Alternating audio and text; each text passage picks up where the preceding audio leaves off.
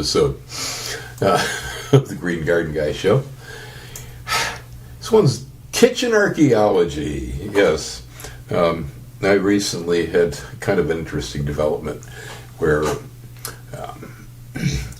Penzeys Spices has been protesting Donald Trump. Okay.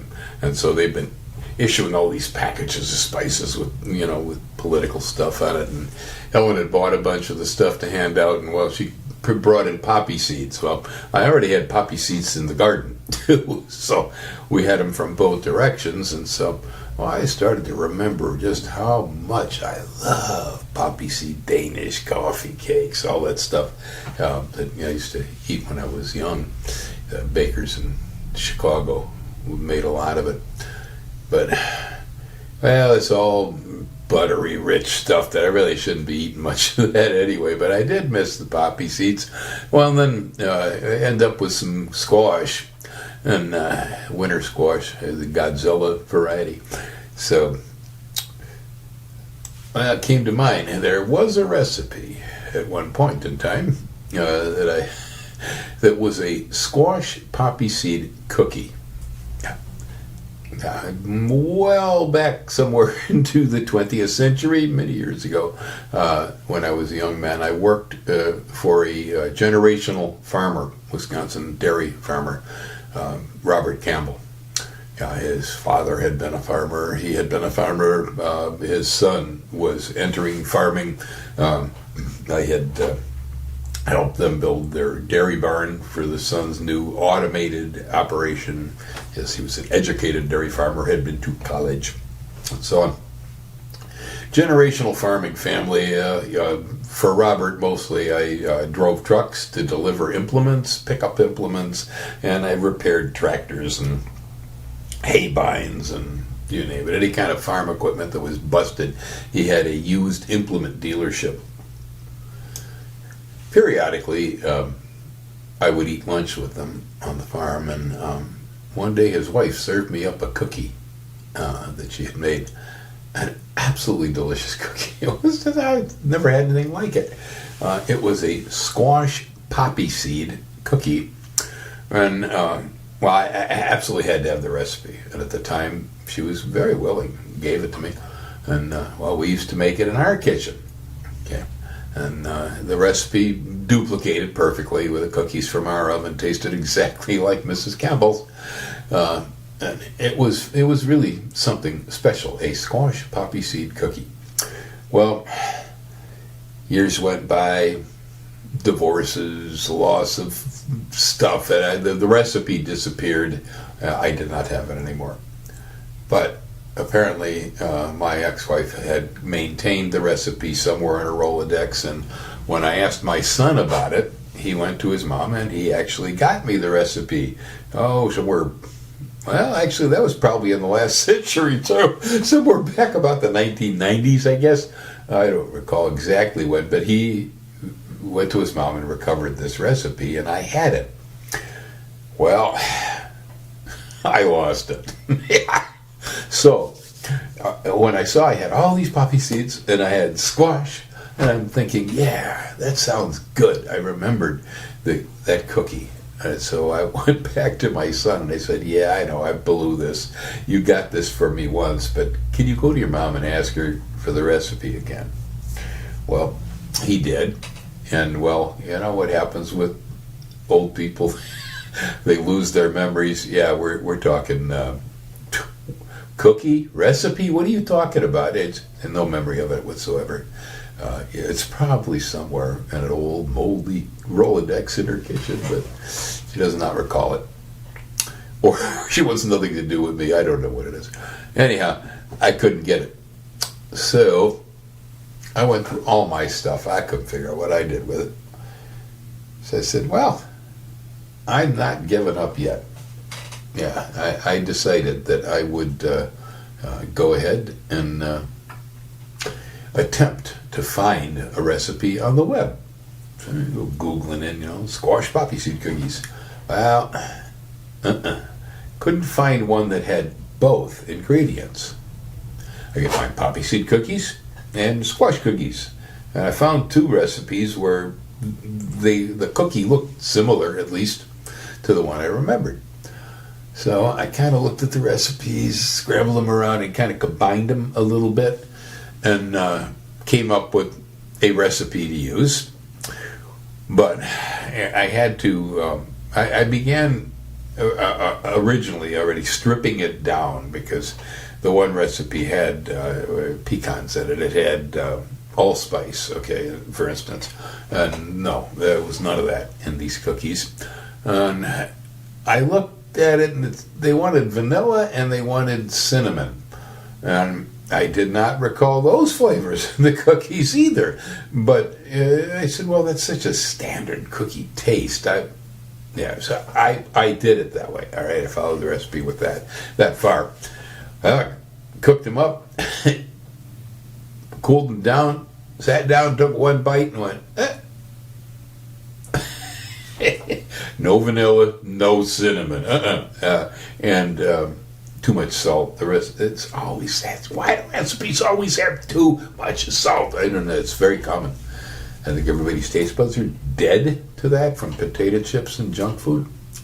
Anyhow, yeah. So I had a path here. Okay, I had a path. And so I started thinking about it and going, all right, now if I reproduce the same recipe all over again and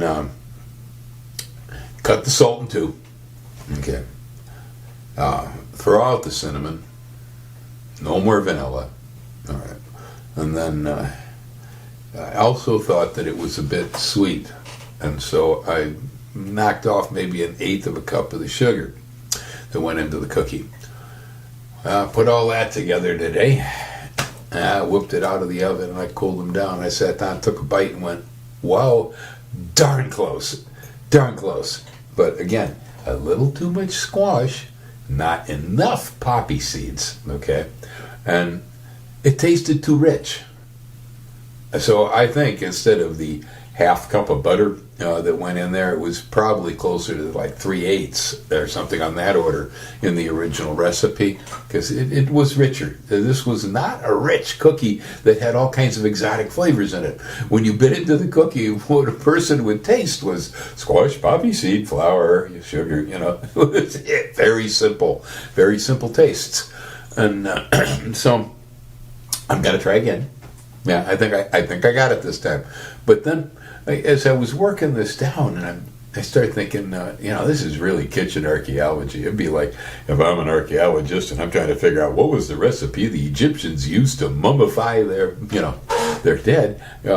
Similar situation. I'm trying to figure out this recipe. Well, again, this mummification process in Egypt, it was in a cultural context, and so most things that were used would have been things that were typical of use in ancient Egypt, or at least were available, Well, I started thinking about this cookie recipe, and I said, this cookie recipe was originally either some pioneer woman cookbook, or it was perhaps Depression era or Victory Garden era, like church cookbook or something on this order. That's sort of a recipe, and it was destined to be made with very limited ingredients.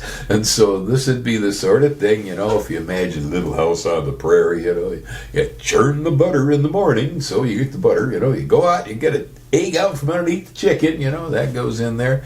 Then you go down to the root cellar or out in the garden, depending on what time of year, you get yourself a squash, and you puree that thing up, that goes in there, in early day gardens, the poppies, for instance, they were a trio. Okay, that was a flower, that was a food, and that was also medicine. And so that was an important thing that were in so many gardens. And so the poppy seeds, again, would have been readily available material that you might have just went right out to the garden and gotten it. So then that meant that you would have probably bought the sugar from the market, the flour probably would have come from the store or the mill that went into there. And then, of course, there were the leavening agents, and so you would have purchased the salt and the baking powder, right? But those would have been very basic ingredients that you would have found in a Depression era kitchen or a Victory Garden if you were agricultural. Yeah, if you lived in the country, you probably had an egg, and you might very well have had some butter, and so on. It would not have been at all unusual. And those ingredients that went into that recipe dictated to me a time and a place and a sort of way of thinking in America that I had to put myself into this. So it was a bit archaeological, I'm looking at what was the cultural context of this squash poppy seed cookie. Because it had, again, come to me through a generational farming family. Right? That's how I got the recipe. Never saw anything like it anywhere else either, by the way. Anyhow, so I got close. The last batch, they look pretty good. Now, they're a little more orange than the ones I recall. Okay, now that may be the type of squash. She used a buttercup. Okay, but anyway, they're a little more orange, so maybe a little bit heavy in the squash. About double poppy seed.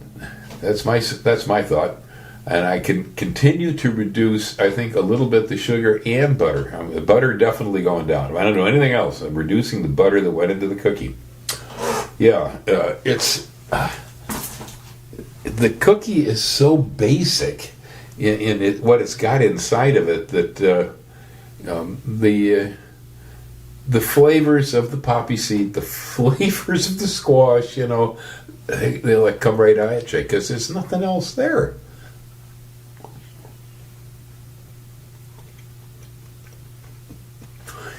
Really pleasant. Because I love eating poppy seeds. The crunch. In Chicago, where I grew up, all the rolls. You go to a hot dog stand, you get a Chicago hot dog. It's got a poppy seed bun, All the rolls, poppy seed. It's hard to say. They're just going to have to imagine the flavor of poppy seed and squash combined together, and sweetened up. But it's a good recipe because this is all basic garden stuff. I like that. Anyway, folks, there you go. Bill's into kitchen archaeology. I'm still at it. I'm going to work on refining this recipe. Well, aloha. Y'all hang loose, folks.